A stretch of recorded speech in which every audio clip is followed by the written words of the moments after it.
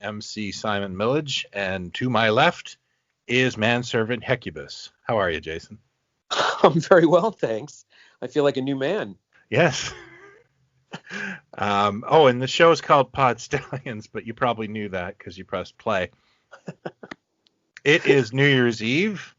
We are into the spirits, meaning for me a Ouija board, and we thought we would do an episode in between celebrating the end of this rather fantastic year.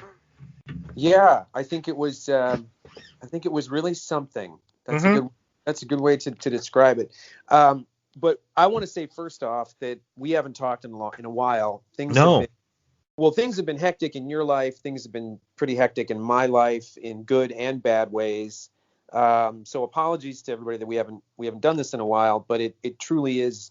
It wasn't for lack of, not wanting to or not having topics or whatever. It just was like, but before you knew it, everything sort of got away from us, and it's Christmas or it's the end of the year kind of thing. So yeah, well, you got busy with a job, and that is the working in the industry. You have feast or famine. So when you get busy, you're no longer available. And then I've had a misery sandwich for the last 3.5 weeks that just was the gift that kept on giving. It was like, I think in the last days leading up to Christmas, I lost work, I lost my dog, and I lost someone special in my life.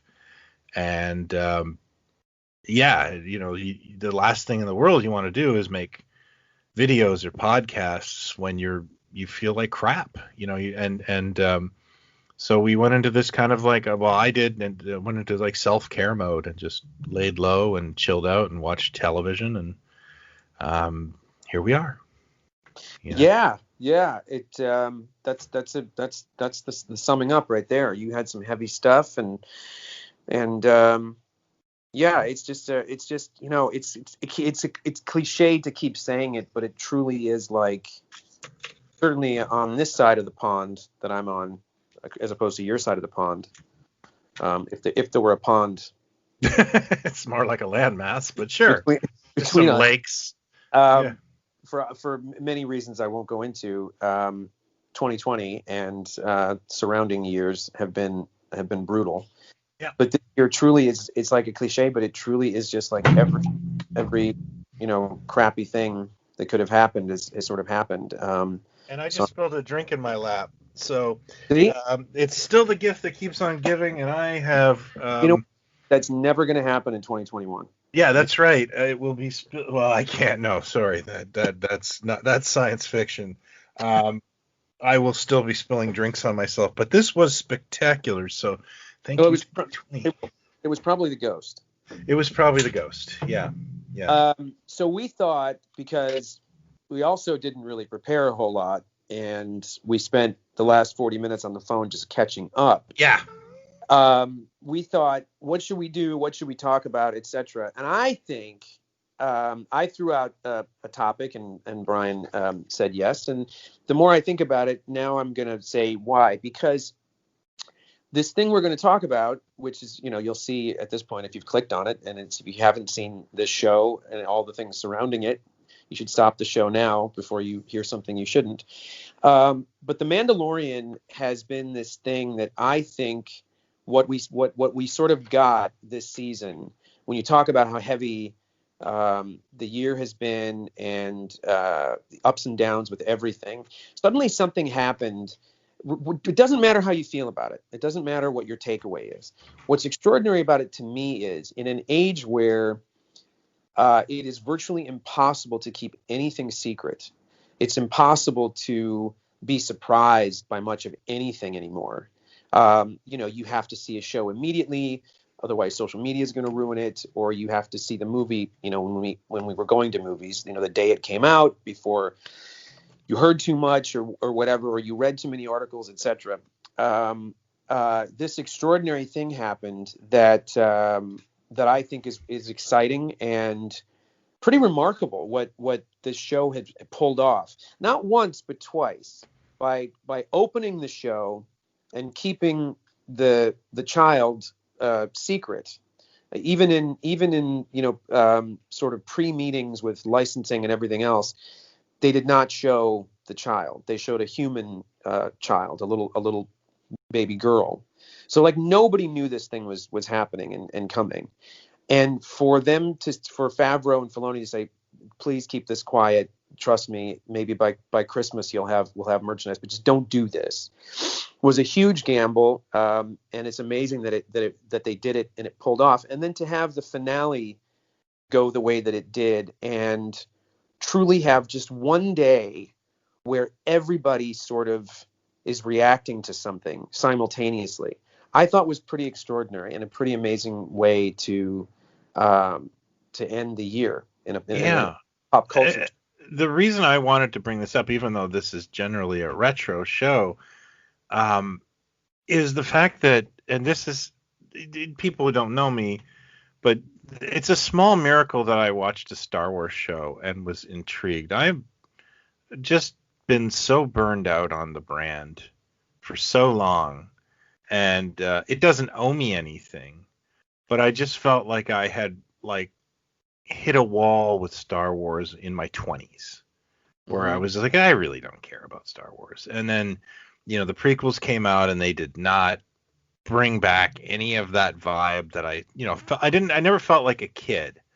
My son was obsessed with Clone Wars, and I just couldn't get into it.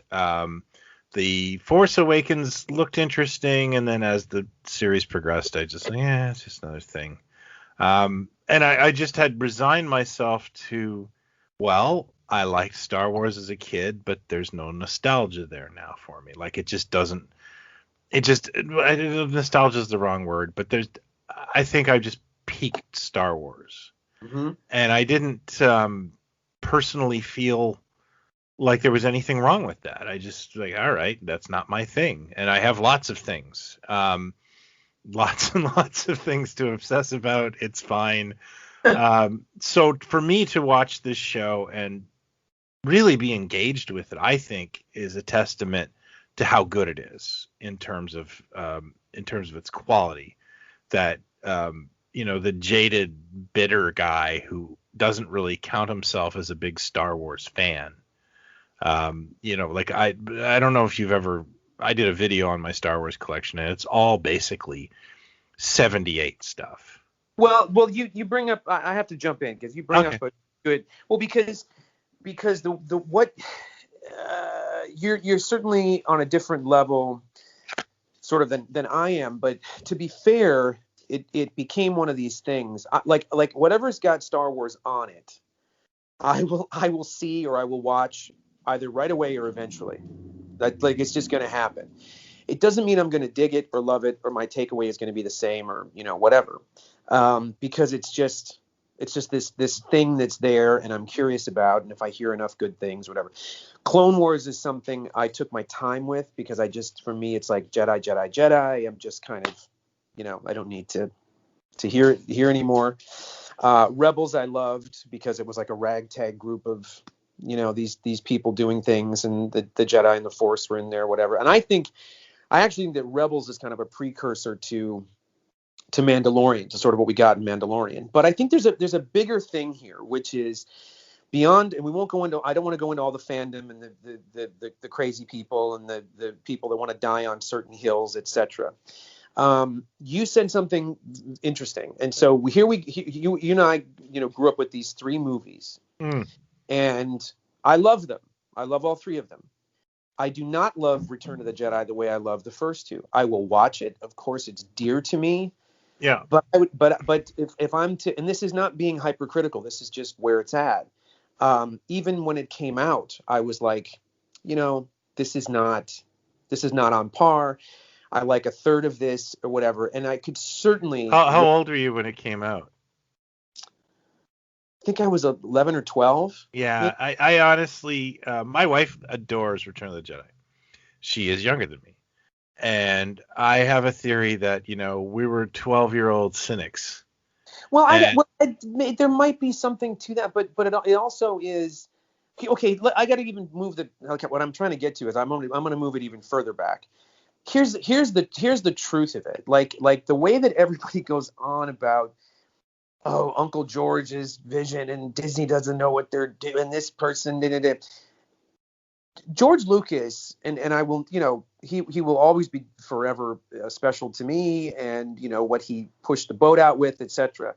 But the further away we get from everything he did, and I've said this before on this podcast, the more you really have to step back and go, he is one of the luckiest human beings that ever lived, because the pace of the original edits of the 76 Star Wars were so atrocious and abysmal that had it been released, it never would have done what it did.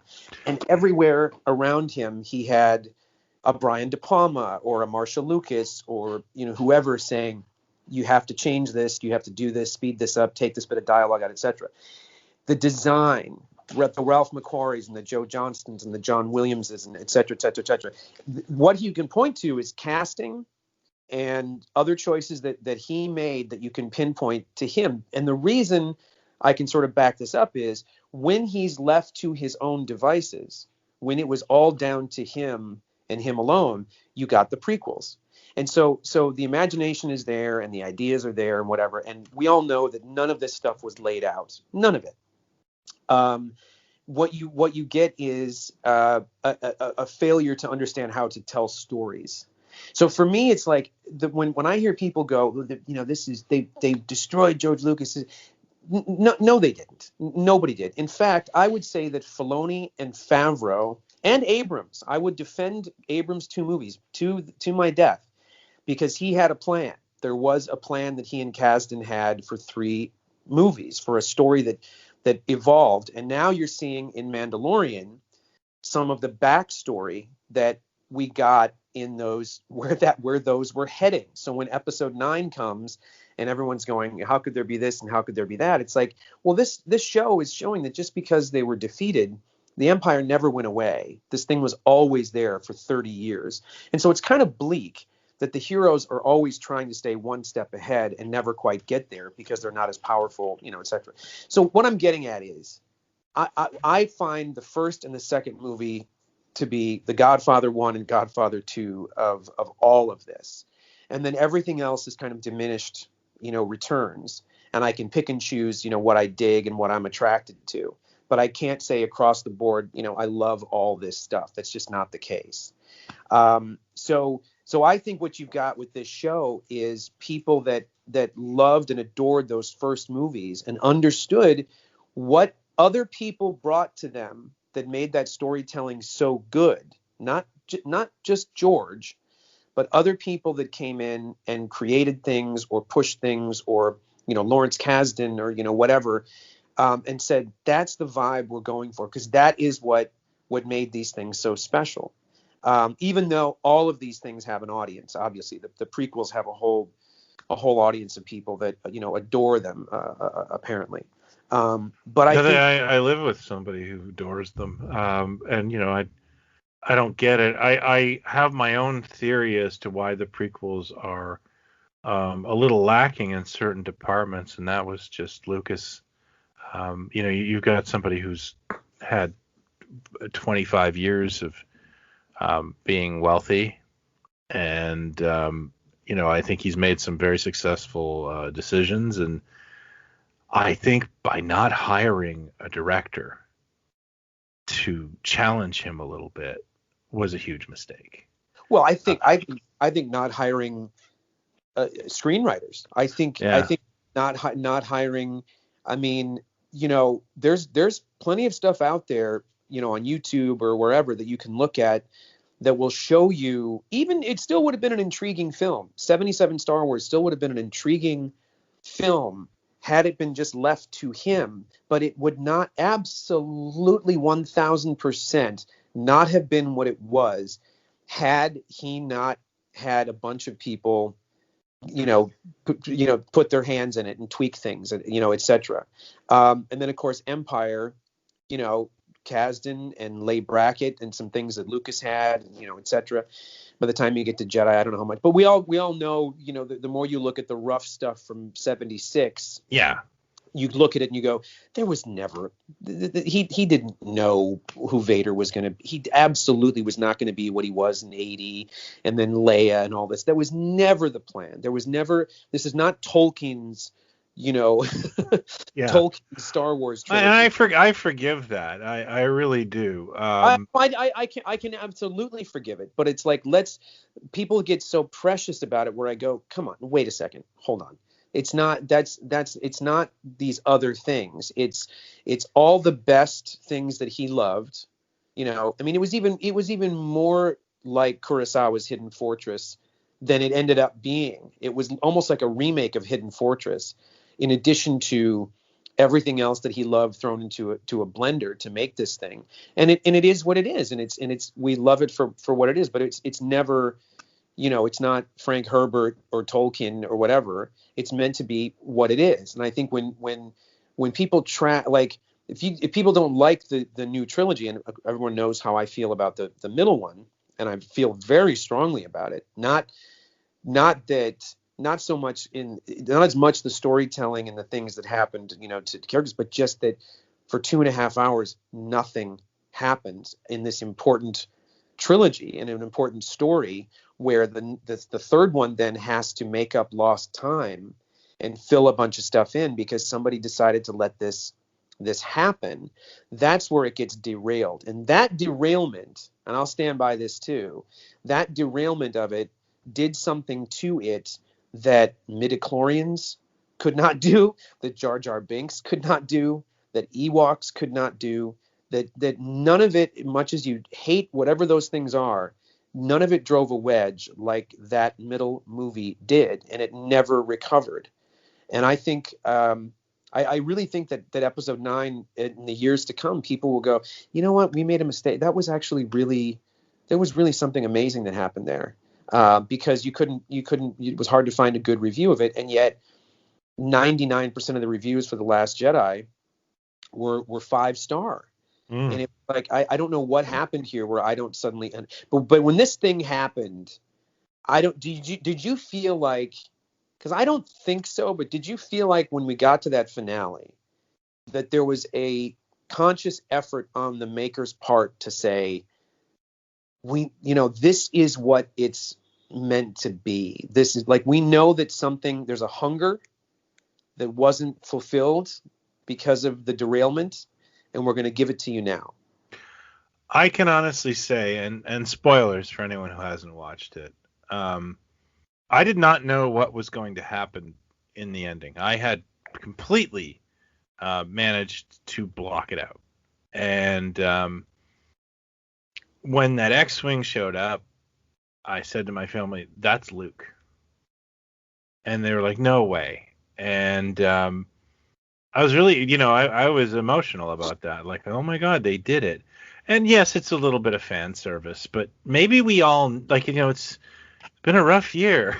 But also, well, okay. What is Star Wars but the feels, it's not, I'm sorry, it's not super deep. I'm going to stop you right there. If I want to, one thing most from 2021, it's to never hear or read the term fan service again. I don't know where this term comes from. I don't know why it is so frequently used. Well, I just don't think it's a bad thing all the time. I don't look, I mean, you and I agree on Back to the Future Part 2, let's say. People love it. Sucks. I get it. Fine. Okay. But the thing is, you and I can look at it and go, if you were to ask me what my definition of fan service is, I would say that movie, because that movie is almost shot for shot a remake of the first Oh one. yeah, All it does is wink at the audience and repeat lines and repeat scenes and repeat settings and repeat characters, but do it in a different time zone or whatever the hell it was. That is fan service and to it's me. beloved. So having James Bond say Bond, James Bond, or ordering a martini, is that fan service? Like there are things that you don't go to a Bond film to see him do office work. And if suddenly we're living in a world slow down. I'm saying if suddenly we're living in a world where people go, I'd rather see, James Bond. James Bond will be back in double-sided copies only. I want him riding a 10-speed in a bike helmet and bike shorts and never carrying a gun. Because the argument for fan service is, we keep going back to episode 8, where people say, if you criticize, they go, well, your problem is you expected d, or you wanted dot. Well, I guess I did, because if Princess Leia suddenly decided to become a drug lord and run a brothel, in episode 7 or whatever, I would have scratched my head and said, that's honest. I don't think that makes any sense for this character, whatever it was. So we do want to see, we want, it's okay to have frailty. It's okay to have depth. It's okay to have darkness. I think the original movies gave us that. The second one is pure scar tissue for me in many ways. And it was a very bold thing to do. It was never afraid of circumventing what you kind of thought was going to happen. That second film does it. That second film totally takes the wind out of people, because nobody saw that coming, that by the end of it, the credits were going to hit and you're going to go, what the fuck? Like everybody lost. I didn't expect. So this fan service term that keeps getting thrown around, I think, well, where do you draw the line in what fan service is? Is it fan service that we waited 20 some, however many movies to hear Captain America say Avengers Assemble? We knew we were going to get it, but the fact that we got it, does that mean it's, well, fans were waiting for that, so way to sell out, Marvel. You fucking gave them the phrase. Like, don't we want to hear the character say that? Isn't that what they said in the comic for however many years? I just don't understand why everything became so, oh, well, that's, it's typical. You want, James Bond to carry a gun. It's, well, it's, you just expect that. It's like, well, right? I mean, don't we? I mean, I don't know. Where does this term when did this term happen? Like, where was I? I don't know. I hear it as an accusatory tone, but I think we dissect everything a little too much. And, like we were talking before the recording of Wonder Woman 84, and I was like, it's a passable superhero movie. It's not the best thing I've seen. I would say it was like somewhere in the middle, and I don't get why people get all up in arms about these things. It's gossamer, it's entertainment. And with a lot of this stuff, I just, it's there to distract us. It's there to bring us a little joy in our lives. And like everything else, people can, make it kind of joyless. Yeah, but it's case by case. Like I agree with you with the new Wonder Woman. It's like I don't even have that much of an investment in it to have an opinion. But if it's something, I can't think of a film that I've ever watched in the last. Well, okay, the one I guess that would be the worst would be the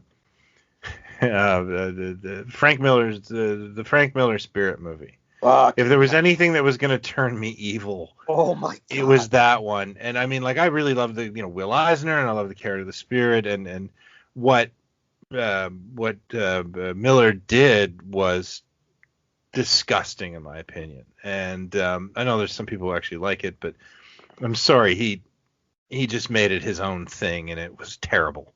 Just an assault. It was just an assault. Yeah. I mean, I would say partially, yes, the character and all that what we kind of wanted or hoped to get one day, but also just as a movie, it is such a blunt instrument. I just don't. It's atrocious. I just think it's atrocious.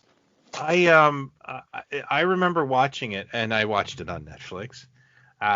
And I was probably 6 beers in when I did. Because I was like, oh well, let's try this. I remember thinking, well, if this is the thing that makes me bitter, it didn't work. Like I'm not gonna be mad about pop culture, and it's forgotten, and it hurts my heart because Brad Bird at one time was going to make like a Pixar type film for the Spirit. Yes, which I think would have been ideal. I remember I was at San Diego Comic-Con and they announced that. Yeah, that would have been great. And of course, we got what we got. But Sam Jones, get the Sam Jones TV one. I like the Sam Jones, the best Spirit movie. Best Spirit movie. But the fact I'm just trying to make is that I won't let pop culture make me bitter. Lots of things make me bitter in this life, and my property taxes upset me. It's like I can just. It won't make me bitter. It's like, and we again, you can't talk about this without talking about The Last Jedi. You can't talk about Mandalorian without talking about that trilogy or how things went or whatever. But I remember not, having certain friends that would say, are you free tomorrow night? Can you go see this? Did you see it? And I'm like, yeah, I saw it yesterday. Can you see it with me again? I don't know how I feel. I'm like, I don't either. I saw it 3 times in the theater because I kept thinking, am I missing something? Is there something more here that I want this to work? I'm so excited about this. My God, Luke is here. Da da da da da. And then, after it's like, my initial instinct was what it was, and that's how it was each time, and, whatever. Then I started to run into all these people that just adored it. Like it's the best. Like if someone likes that film, and I know people that put it in their top 3 of all of them, they despise Solo and Episode 9. And when Solo came out, I went, oh, this is Star Wars to me. I thought Solo was kind of fun. This is what if this is fan service, then I will eat it up because this is a Star Wars movie to me, and I like Rogue One as well. It's not perfect, but I mean I like a lot of stuff about it, and I think it gets better. The more I sort of see it, but it's just that it's something that is what's most extraordinary I think about it is. We have all this stuff. We're living in this embarrassment of riches that there's so much stuff out there that's being made, etc., which is great. But, a lot of times it's by committee and it gets done wrong. And when I look at like the MCU and see how it's spread out over however many movies and there's a plan and all this stuff, I look at these things and I go, this is something that's, obviously the most beloved trilogy, of all time, I would say, across the board, just the pop cultural impact. And you go, so the disappointment is not like, it's not going to ruin my life. I'm not going to lose sleep. I'm not going to fall into a depression like I did as a kid. Yeah. None of that. But it is like, you go, God damn it. Like this is we're not asking for much. I always point to, you talk about fan service again, like I always point to Force Awakens, and I will defend it on a bunch of levels. I love it. I absolutely love it, mainly for Han Solo. But I would bet anybody that you'd ask when those movies were going to come back did not think that Han and Leia were going to have been split up in that movie. Yeah. And that's a bold storytelling choice, I think. That is anything but fan service. I agree. Because everybody, think of how many Han and Leia themed weddings there have been over the last, 30 years that people have I've been invited to all of them. You know what? And then you get there and you're like, oh shit, it didn't work out, I guess. But there's something really bold about it and smart. And you go, yeah, they probably wouldn't have stayed together. So I don't mind if Luke's got a drinking problem or if he's got PTSD or whatever. It had nothing to do with any of that. It had to do with the logic behind the choices made. And again, the further away we get, the more we realize there was a plan and it got crumpled up and thrown into a waste paper basket. And then everybody went shit. Okay, well, I will surrender that there have been, times where even I will see a movie and go, what are they doing here? Like, it perplexes you. Like, when they made that Rise of Cobra G.I. Joe film. Which I don't. Yeah, it's so good. It it had this whole weird vibe about it where, and I don't have like a huge emotional investment into G.I. Joe. I have played with them as a kid, but I couldn't get over that they had all these iconic characters that people of a certain age, anyone over the age of like 25, would recognize immediately and want to see the film. And they changed every single look. Yes. And it's like, Cobra Commander is a perfect design. Like, why would you F with that? Like, why would you? That can only be ego. I just remember was it Joseph Gordon-Levitt? Was he in it? Yeah, he was Cobra Commander. Yeah, he was Cobra Commander. Yeah. No, you get Joseph Gordon-Levitt. He's in like 2 scenes. Yeah.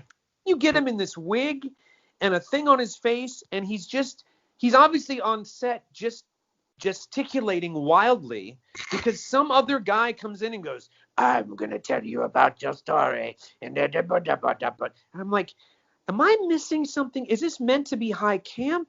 Is it meant to be like what is the what are they going for here? Yeah, I don't expect it to be Shakespeare, not at all. Oh yeah, no, this could be as dumb as you want it to be, but yeah, I just didn't understand any of the choices there, and clearly nearly did the audience. But it's this what we haven't even talked about the Mandalorian really, but oh my God, I know, and I got family upstairs.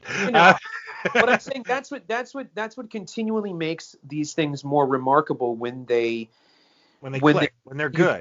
When they click and you go, somebody said, here's the dry erase board. We're going to start here, and here's where it's going to end, and here's the journey along the way. And this is what it is. There's a plan in place, and it makes sense, and it's done with care. And what sort of hurts me in embracing things, like I'm tired of the culture too of like, we got the episode which was the Robert Rodriguez episode with Boba Fett back in his armor and all this stuff, whatever. Yeah. Spectacular. It's fan-frickin-tastic. Less than 24 hours later, the term Dad Bod Boba Fett makes its way into the atmosphere, into social media. And I think there's something really fucked up about that. It's just, everybody's just so on the edge of their chair waiting to go, where'd you get the paint? How come there's an orange thing there? And where did you get doesn't make any sense. And you go, if these people existed when these movies came out when we were kids, they wouldn't have been a success. Everybody would just. Well, I mean, like I sat through 15 years of every time Batman takes his mask off, his black eye makeup is gone. Yes. And you never once we didn't have the internet, but you never once went to your friend, well, that's stupid. The whole movie's stupid. Yes. It's a guy dressed as a bat fighting a guy dressed as a clown in a fake city. But it's suspension of disbelief, letting things go. We tend to, and again, it has been a hell of a year. We tend to scan for the negative, and that's kind of like the opposite of what escapist entertainment is. That's right. This is a fantasy. And I want to circle back because I wanted to kind of make a point. And I've just been trying to figure it out. The reason I think that The Mandalorian works and I feel like the prequels are not as well appreciated is I honestly think the prequels have a great story in there. Yes. To tell. I don't have a problem. I think Lucas, if his strength is anything, it is like coming up with being a visionary and coming up with these concepts. And there's actually a decent story in there. What I think he needed was someone to kind of write dialogue and also create some emotional tension. I don't think he's big on emotional tension. He's kind of a very even-keeled fellow. Like even when he's talking, he's very flat and monotone, and everyone him being the director with the actors, I don't think he's a conflict guy. Like some actors, has some directors kind of like punish the actors to get them in the mood, and I don't think that's his forte. Well, And I think we would all be thinking differently of the Clone Wars if it broke your heart that Anakin turned into Darth Vader. Well, but And for some people it did, but for the majority of people, they were like, he was a dick for 3 movies. Well, here's yeah. Sorry. Yes, he was a dick for 3. But but that's okay. So here you've got these prequels that are going to happen. They're a story that doesn't really need to be told only because we know the outcome. And that's another thing. That's always a problem with prequels. So you lay them out, and the decision is, this will be a kiddie thing, this will be a Titanic thing, and then we'll pick up the slack in the third one, basically. Yeah. He did, and he spent all that time on Jar Jar and a little kid, and he spent all that time on trying to get the Titanic audience, the young audience, which is where his head was at. When somebody could have come in and said, I think it's a mistake to start if you start the first one with a child, isn't it creepy with the girl anyway? And like, it's going to get weird. And then by the time you get to the third one, if you start the first one with the two of them being buddies already, with Anakin and Obi-Wan meeting or whatever, or just meeting or being buddies or whatever it is, the darkness gets there a little bit toward the end. The second one, the darkness that's the turn. Yeah. And the third one, they're already in opposition. I mean, this is I'm doing what I'm criticizing people for doing, kind of, but this is so simple in a storytelling process. It's so simple to go, well, what's the payoff? What's the arc going to be, and what's the payoff? And you're expecting an investment in a little kid we're never going to see again, and then an asshole in the second one, and then this that we're supposed to believe our hearts are going to break when these two guys break up. Yeah. Instead, it could have been, the Lennon and McCartney of Star Wars this time, and then something comes in the way, and then the darkness and whatever, and then it just gets out of control, and there's the legend that we always read about in the third one. Well, that's what I'm trying to say. Like, I don't think that The Mandalorian is actually all that great story-wise. I find it is episodic, and I enjoyed the journey. Don't get me wrong. Not everything has to connect. But it is just a serialized kind of adventure story that you're not really sure where it's going to go. And but you don't care because you actually care about the characters, and also it's done in such an interesting way that you want to keep going. Well, with the storylines, It's also, and again, I would say this is one of the strengths, and this was something that people would argue and use that term again. It's proud to say, yeah, we're doing Wages of Fear here. They're in a truck, and if the chemicals get too low, it's dangerous. Oh, and then something just happened. Yeah. We're doing the Towering Inferno, whatever. They're all archetypes. They're all like the characters were in the original. They're harking back to the original stuff where it's, here's the cynical cowboy, here's the princess who's not as in distress as you think, the naive farm kid, the wise guy, wise old man, etc. We're getting the same thing. It's not there's not depth to it where that's concerned. They're just doing it very, very well. I mean, yes, I agree. We had a whole episode on Raiders of the Lost Ark with Ned when he was on, and how much we loved it and everything. And I think you saw it and liked it when you saw it, whatever it was. But the point is, there's not a lot of depth to Raiders of the Lost Ark. Raiders of the Lost Ark is a big budget hybrid of Bond and 40 serials. And I think you just basically hit the nail on the head, is that this is basically a serial. Yes. And that's fine. There's nothing wrong with a serial. I said to my son, because we kind of like analyze it and go over it, and it's one of the bonding moments with my son, especially something Star Wars I actually enjoy. And I kind of said to him, I think that if you took both seasons, you could turn them into 2.5-hour movies. Great 2.5-hour movies. Because there's a lot of filler in there. The Ice Planet one is a fun episode, but it doesn't really go anywhere or do anything. But I still think there's a lot of, it's just being, it can just be a journey, and you'll be happy to go on the ride. And You see, know what I mean?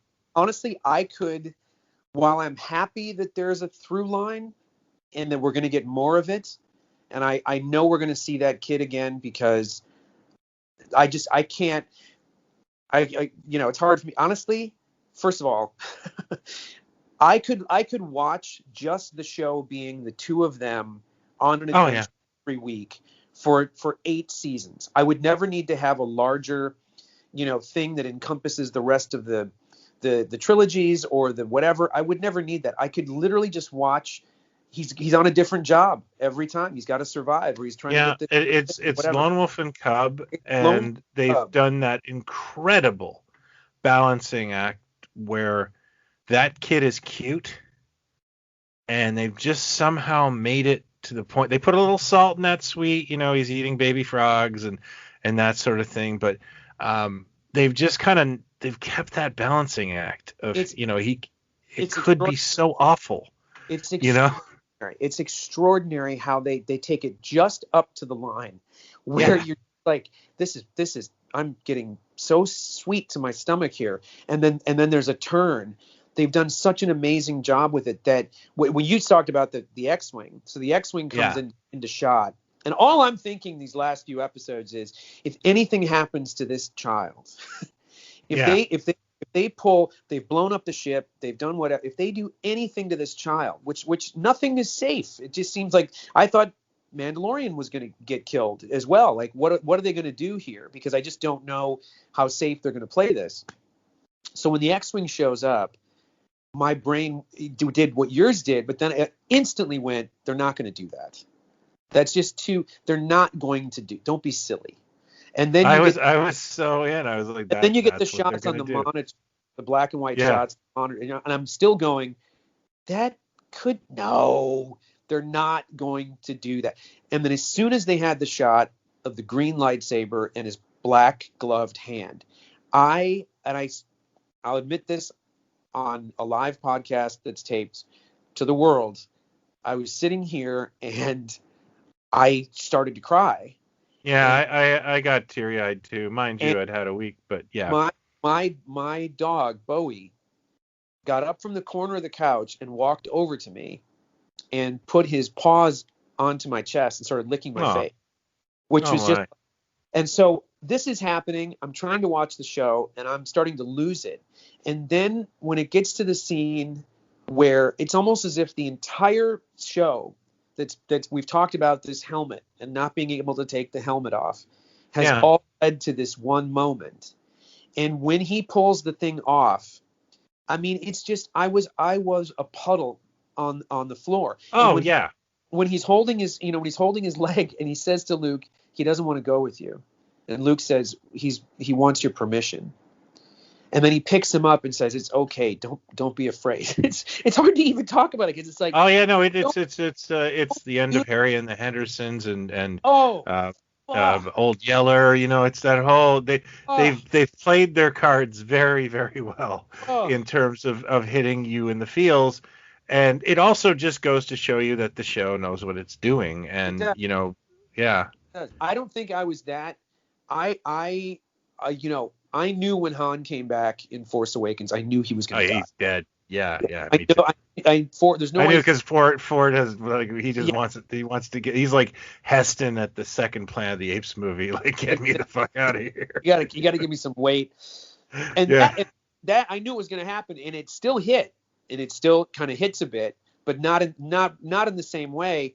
When he shows up in episode 9, and I was in the theater like for a preview thing before the movie came out for episode 9, when all of a sudden Kylo turns around and there he is, Jesus, I was a mess again. But this thing, what they did in this show, I would say not since The Wrath of Khan in the theater in 1982, when that scene hit, was I as emotionally hit by something. Yeah, I don't think I've ever been emotionally hit by Star Wars as an adult. It just doesn't happen for me. And because and again, it's not like I'm mad at Star Wars. I just kind of felt like, all right, maybe this just the nostalgia's not there. And that was proof that I was wrong, and that's lovely. It's but you said, this, what you said about it's proof that they're doing it right and whatever. At its core, we can talk about the characters and we can talk about the backgrounds and does it make sense? This character says this, whatever. It really comes down to storytelling. It comes down to laying out a story and knowing beats to hit. And if that's manipulative, which I don't think it is, I don't think Luke showing up and the helmet coming off and all that, I don't think that's manipulative. I see all of it and go, I believe this is who this guy would be at this point in this journey of his life and the bond that he had with this creature, this makes perfect sense. It's not manipulation to me. It's just good storytelling. And if it's done with that kind of care, then it's going to hit you every time, and it was incredible. The high.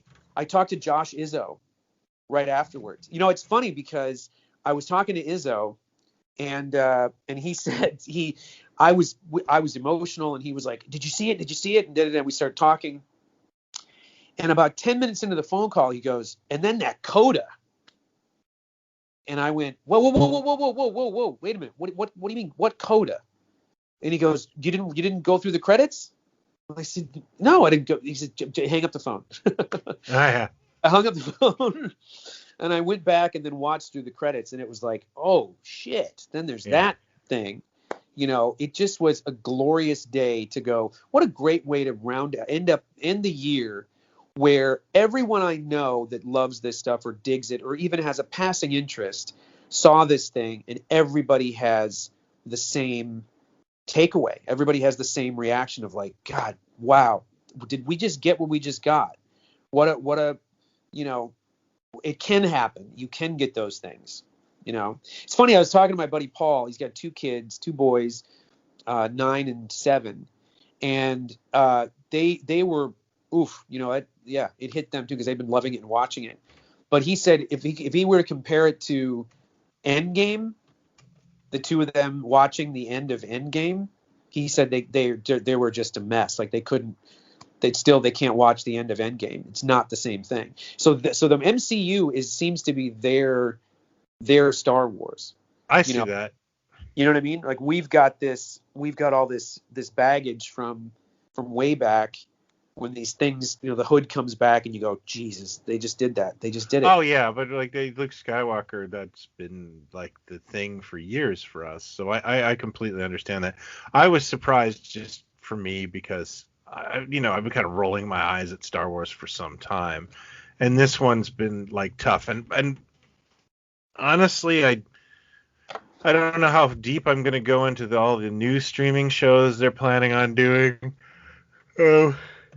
I think this might be my thing, and that's it, and that's fine. Good on you, Disney. And I just want to kind of talk about the eclectic casting they did on this show, because you have everything from Bill Burr, who I just didn't think would fit, and then he fits in beautifully, to Werner Herzog, and I still love saying, shall we have a libation to celebrate the ending of our shared narrative? I feel like he just brought that line with him. And he's got that line. There's a line that he has that's like, can I see the baby? Or something. It's something like, may I see the baby or something. Yeah. Something silly, and it's gold. But if you told me like you're gonna watch a Star Wars show, but it's gonna have Amy Sedaris and Carl Weathers, and I'm just trying to think who else is in this thing. Yeah, I'd just be like, yeah, whatever, Well, I will say, now that you mentioned her name, that's the only sort of skip on the record for me. Is Amy Sedaris? I love Amy. I love her. I absolutely love her. I feel like she literally walked out of a sketch. Walked out. I feel like that's because I feel like Favreau's a huge holiday special fan, and I feel she's Art Carney. Well, didn't he also put her in? Wasn't she in Elf? Didn't he do Elf?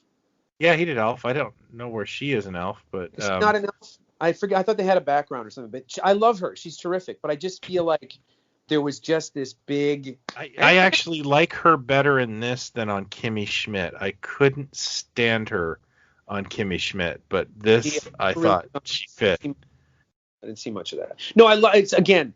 That's not even a gripe. She is an elf. I don't know who she plays an elf, but she's an That's elf. not even a gripe on my part. I'm just No, saying no. that first And episode. and the little like I was worried because Star Wars fandom shows they tend to do what I think the Red Letter Media guys call is like I know what that is, like by putting an ATST in Rogue One and it gets a little much with the drops, but they did interesting drops. Um, putting the Kenner Imperial troop transport in the show was like, okay, not you got to be a kid of a certain age to know what the hell that is, and that's Well, awesome. but there you go. There you go. The Red Letter Media guys are perfect examples. I'm sure they were funny at first to me, and they're out there, and God bless them. I hope they're there forever. That I just don't understand that mentality. It's like Oh, if you do a show like Stranger Things, let's say, and I think when I'm talking about, let's say, the first season of Stranger Things, you knew the setting, you knew the period, whatever. I never felt like it was, hey guys, here's my Mr. T cereal. Who wants to play with my Rubik's Cube? Have you got the Atari ET game yet? It's going to be huge. I never felt it was this constant barrage of we're telling you what year it is, etc. But it had little drops, and you go, yeah, that makes sense. That's kind of what the kids. He would be still wearing flared jeans in an '82, whatever it was, and there's detail there. I don't know why it's a bad thing to have something that's in this universe that shows up or whatever. If it's like okay, like the rocket firing Boba Fett. I mean, I'm sitting watching a show, seeing a character bend over, just the way the artwork is for the action figure on the back of the card that we had a sticker over it, and the rocket shoots off. Like, I never thought I'd see this in my lifetime. I know yeah. exactly what they're doing. A 10-year-old wouldn't, but I know. And if I'm a section of the population that's been supporting this thing and loving this thing forever, I don't know why that's such a, oh, look, I know what that is. Like, why I don't know why that's a negative. I really don't. I feel like Yeah. I don't know. I kind of see both points of it. Sometimes it's fun, but other times it feels a bit tacked on. And I wasn't a big fan of Rogue One. So that one, I think that one I just felt like it was more deserving. Where the Mandalorian, I find that it was kind of more fitting because it was set in that era, and I enjoyed the little nods and seeing things like speeder bikes again and that sort of thing. yeah. I mean, again, if it's heavy-handed and if it's like just hitting you in the face all the time, I'm in complete agreement. But if it's like that thing that Favreau's going, I know this container that the Beskar is in that Werner Herzog is going to hand off is the same ice cream maker container that the guy runs through Bespin with, that they made an action figure out of, this ridiculous thing that Ice Cream Man, yeah. I go, I actually had to have that explained to me. I didn't really understand that, and I'm totally fine with it. Oh. I don't think it's a bad thing to give people that stuff. And Favreau is a guy that clearly loves this stuff. And I think this is another thing I want to point out about the show, Filoni, Favreau. When you see them talk or you hear them, and again, I think Filoni's terrific. Like I say, Clone Wars, I'm like, Rebels to me, season 2 forward really took off, and that's where I think he sort of came into his own. But I think the balance is great because I get the sense that Filoni's the guy that goes, here's the combination of the safe and the thing when the thing happened. And Favreau's the guy that goes, you know what, Dave, that might be just a little too inside baseball. Too deep, yeah. But do this thing because this shit I recognize and know, and and that's the popcorn, and he knows what the popcorn is, and he knows how to deliver it. I think like it's just it's a good balance. It's a great balance. It's not too deep on any either side, and I think that's what's wonderful about it. I just can't believe how into it I got, and I also would like to say the length is liberating. Like an episode can be 35 minutes or it can be an hour. It needs to tell its story, and that may be one of the biggest strengths the show has, because Yeah, I It agree. doesn't have to be an hour. And, I, you and know, you where it's going to go or how it's going to, like the Boba Fett one, I think was about 36 minutes or something. And I mhm. went, really? Because it felt like a 45-minute episode. It was so dense and so much was happening, but it was by in a blink. Also, that sequence in the finale with those what are they, Death Troopers? Is that what? No, they're not Death Troopers. They're called Dark Troopers or Death Troopers. The Baron Karza looking guys. Yeah. The Barza ones. That whole sequence, because I watched it again, and I'm not sure how many times I can watch it because I start to get emotional. That whole sequence of Luke and the storyboarding of it. Mm. They're coming. Look, now there's a whole platoon of them, and now this, and now that, and even the fight when Mandalorian's fighting the One. That whole thing, like the doors are closed and he gets him out the thing, and then the thing and the thing. It's just this masterclass in how to build tension, and then when you get to that payoff, it's like you're out of breath. Mhm. Something's coming. I mean, we all, we get the teasers, and we saw the previous ones where pretty much knew something was coming that probably was going to save these guys in the cockpit. And can we also talk about how amazing Giancarlo Esposito has always been, but how perfect he is in this show? Like, He's a very consistent villain. There was a point where I actually thought well, especially over who we did get to play Lex Luthor, I thought he would be an interesting Lex Luthor because he kind of is Lex Luthor. He's always this kind of emotional, critical thinker villain. yeah. And he plays that so incredibly well. Oh, I like him in the series begrudgingly. I would like to know why he's dressed like Darth Vader, but he's he's a fetishist. I thought that was pretty obvious. oh, okay, I didn't know. Is that not? No, Don't be prejudiced. They have fetishists in that universe too. I mean, he's got you know to what live his best what life. I'm like, sorry. It's like he's wearing a Journey T-shirt or Triumph T-shirt. It's like he really digs this guy's work, and he wants to pay homage. And he's like, I went to the last tour, and I'm keeping the T-shirt. This is what I'm wearing from now on. Thanks for explaining that. I was really confused. No, I really don't have a lot to offer because it's just it worked on so many levels for me. It's got great effects. The music too. Holy shit. The music choice is brilliant. It's God. definitely reminiscent of spaghetti westerns. Oh yeah. But so was Star Wars, and of course the Lone Wolf and Cub thing is indicative of samurai, which of course is what Star Wars roots are as well. Mm-hmm. I also loved that out of I don't know how many episodes we have, there were only 2 Jedis in the whole thing. Yeah. I find Jedis boring. Exactly why it took me so long to finish Clone Wars. I just don't care about the council or about everybody talking like it's Cod Shakespeare, and like it's boring to me. I don't care. But give me that's why in the Rebels series there is a Jedi-ish character, the lead guy, and then there's the young kid who he starts to kind of train a bit, and Force comes into play, etc.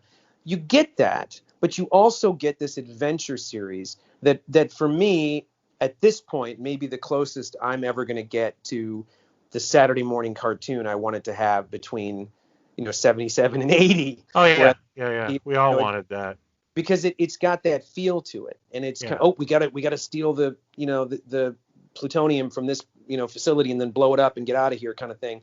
They're missions, but there's a through line, and it's very similar to the way they've laid out Mandalorian, I think. Yeah, I think the best comparison I've made to it is it feels like a really good Marvel Star Wars comic, and I loved Marvel Star Wars comics when I was a kid. Me too. I have nothing but fond memories for them.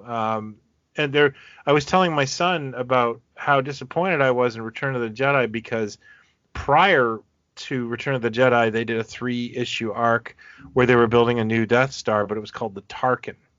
That's right. And I can really remember reading that. I was like probably 10 or 11 and being on like, I can't wait for the next issue. This is amazing. This is one of the best. Like the space battles felt real. And Mm-hmm. I can honestly remember cheering that comic. And I didn't feel Return of the Jedi was as good as that comic because they nailed it. And Well, it it's was funny. just a really cool story. You remember that story arc as well? I remember the Tarkin. I remember it being, well, I remember it coming up years later in some article I was reading. I don't know where it was, but it was saying that, there were things that Marvel would sort of submit to Lucasfilm and say, well, this is where we're thinking of going with this. Can we do this? And they'd say, no, don't do that. Like, it was kind of saying we might go there someday or whatever in this next thing. And the Tarkin was this weird gray area or something. But I remember that. I remember those. It was like 81 or 80. Yeah, I would have been 10 or 11 when that came out. I can picture myself reading it on my front lawn, like walking to the store. The new Star Wars comic was there, and I couldn't wait Well, it's because funny, it was that storyline. the Marvel stuff, because I remember when Solo hit DVD. Lawrence Kasdan, I think his son John, he's got two kids that are writers, but Jake is one of them. And John's the one who did this with him. He put out this, this list of 40 things. Like, now that it's hitting DVD and that everyone's seen it, that's going to whatever. I just want to let here's some background on how we wrote this story. And there's that scene when they go down to the planet to steal the unobtainium or whatever it's called that they're going to put onto the Millennium Falcon on the spice mines. And there's this shot where, Chewie gets out, they free the slaves, and then Han is out there. And there's this shot where Lando comes out of the Falcon and he yells to Han and says, "Han," which is great that he always called him Han because that's what Lando Really do, yeah. called him. And he tosses him a blaster, and Han grabs it, and they're both shooting underneath the Falcon, shooting at the bad guys. Yeah. And Kevin said that was literally, in my mind, that is the cover of a Marvel comic. Yes. That is the cover of a Marvel Star Wars and comic. There would be a word balloon. We've got to stop this or we're sunk, like. Yes. Yeah. Yes, absolutely. That's what these things can feel, because like you say about the Jedi, I feel the same way. It's like there are so many other stories to tell in this universe. Yeah. And I think what's fun about this is, now we're seeing that it does come around to some bigger things and characters in it. I didn't think it was going to go the way that it did, that we were going to get what we got. Yeah. I thought it was just going to be an adventure thing. But the idea is that there are these backwater towns and there's little missions and little things you can do. And that's kind of what, again, the Marvel comic is a great thing to bring up, because that's kind of what Rebels kind of feels like. And if you guys are going to watch it, or if you haven't, I would say just go right to season 2, because that's when it really starts to take off. They also start to bring in a lot of original Macquarie designs that never got used. Like the one character looks like the original, the early Chewbacca and stuff like that. And that's fun. And that ice planet thing, that big spider creature, is a Macquarie design. Yeah, I know that. My son is my little pop-up video guy and tells me all this stuff. And it's a nice bonding moment. And that might also be why I'm enjoying it. But having said that, I got to go be with my family. Go be with your family before they... we just wanted to get this one out there, guys. We're going to bring back the Retro Awards in January, but we wanted to do one episode just to end the year, and we hope you enjoyed it.